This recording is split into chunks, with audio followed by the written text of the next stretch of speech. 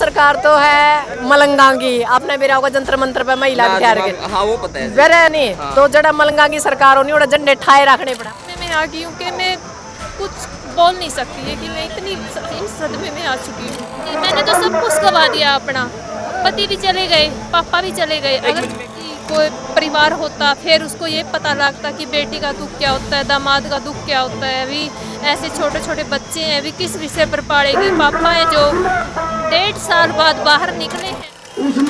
Haryana daily पहुंच देने वाली सभी यूट्यूब और फेसबुक फैमिली को गुरुग्राम नरवाना की राम राम भाई। आशा करता हूँ सब कुछ स्वस्थ होंगे। नरवाना का जो सिविल अस्पताल है उधर हजारों की संख्या में लोग पहुँचे हैं, माताएं बहनें पहुँची है। अब पूछेंगे क्या है तर पहुँची है क्या है तर नहीं। तो हमारे साथ डॉक्टर सिक्किम जी जुड़ गए। नमस्कार जी। नमस्कार जी।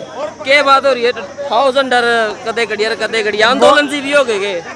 जो है यह सरकार है ना, यह सरकार तो है मलंगांगी। आपने भी होगा जंतर मंत्र पे महिला विद्यार्थी के। हाँ वो पता है। वेरे नहीं तो जड़ा मलंगांगी सरकार होनी उड़ा झंडे ठाए रखने पड़ा मात्र सकते। के लोड पड़ गई। अरे यार लोड पड़ गई क्या? यू एक आज सफेद हाथी बनाया रखा है उचाने की तरिया। अच्छा। इसमें 46 पोस्ट है और 6 डॉक्टर्स हैं।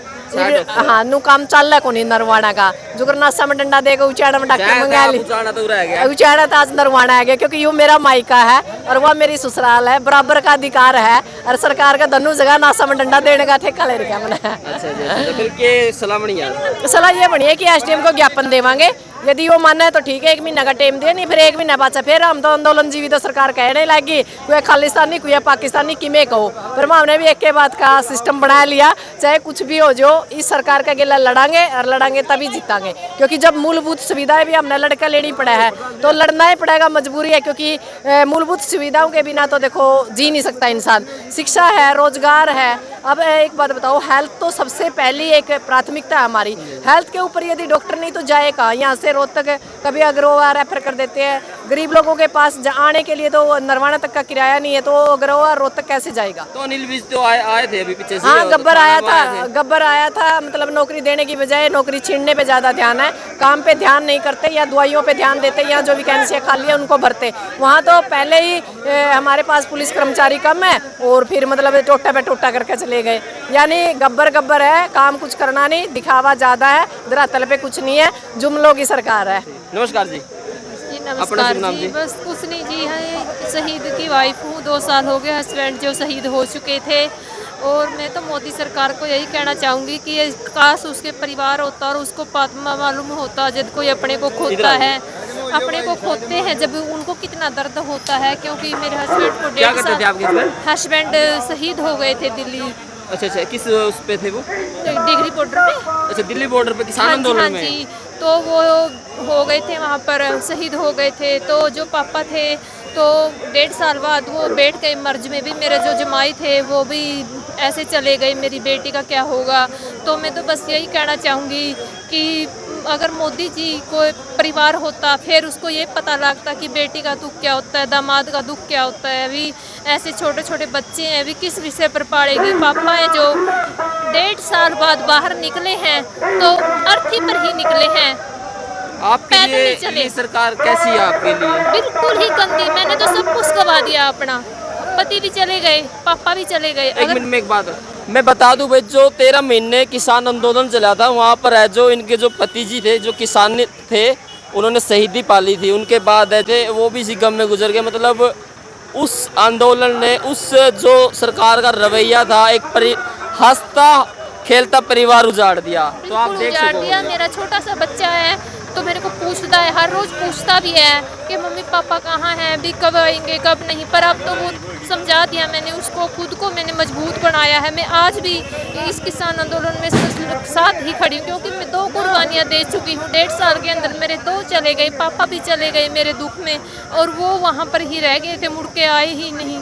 तो आप सोच के देखो मेरा घर कैसे चल रहा होगा। तो मेरे को ये सरकार, अगर मोदी के परिवार होता, बेटियां होती, दामाद होते तो उनको फिर पता लगता ना भी कि अपने बच्चों का कितना बड़ा दुख होता है। मैं तो बस यही कहना चाहूँगी, मैं इस सरकार को, इतनी निकम्मी सरकार मैं जब तक जीऊँगी मैं नहीं भूलूँगी। इस किसान आंदोलन में, इस सरकार में आपका हंसता खेलता परिवार उजड़ गया और आज फिर आप इस किसान आंदोलन में आए।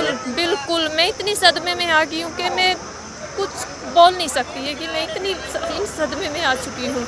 घर का खर्चा कैसे चलता है? जी घर का जो आमदनी कैसे? बस कुछ नहीं जी, आमदनी कोई आमदनी नहीं है जी। 1 किला ज़मीन का है जी। बस बोल दिया 5-5 लाख रुपए दे दे। 5 लाख रुपए का मैंने क्या करना था? मेरे घर से जो काम करने वाला ही चला गया है।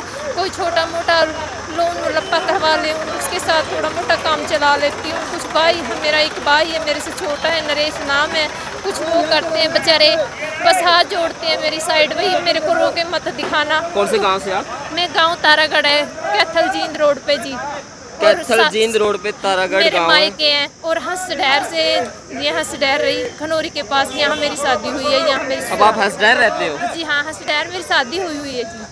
हाँ जी। जो सरकार 5 लाख रुपए का जो सरकार ने किया था वो मिल गया?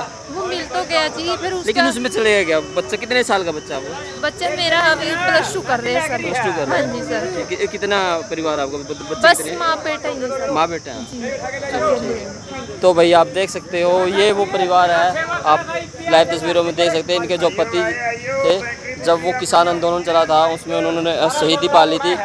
सरकार का जो क्रूर रुख था, मानी नहीं थी सरकार। 13 महीने किसानों को बॉर्डर पर बैठना पड़ा था। इसके चलते इनके पति जी की जो है देहांत हो गया, शहीदी पा गए। और इसी गम में जो इनके ससुर जी थे वो भी गुजर गए, और जो इनके जमाई जी थे वो भी इनका कह रहे थे कि वो भी नहीं रहे। एक बच्चा है, +2 में पढ़ता है। तो सरकार का रुख है, और इस रुख से कितने के घरों को के चिराग है वो बुझ गए हैं। तो आप देख ही लिया अपने वीडियो में, मतलब बड़े भावुक थे सरकार को लेके। और आज की जो आप लाइव तस्वीरें दिखा रहे हैं, नरवाना का जो सिविल अस्पताल है यहाँ की दिखा रहे हैं। यहाँ पर जो स्टाफ है वो 46 होना चाहिए था, लेकिन 6 है।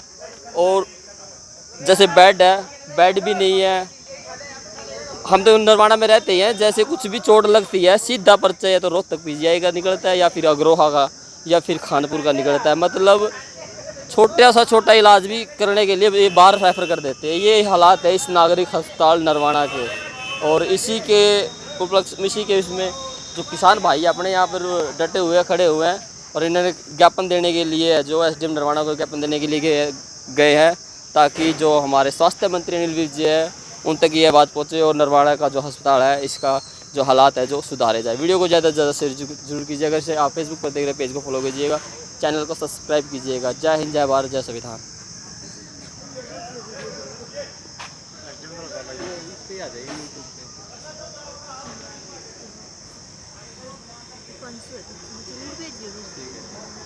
ठीक है, ये चैनल है जी हरियाणा डेली पोस्ट। कोई ना, मेरे पास थोड़ा मोटा सेट कर दो। ठीक है।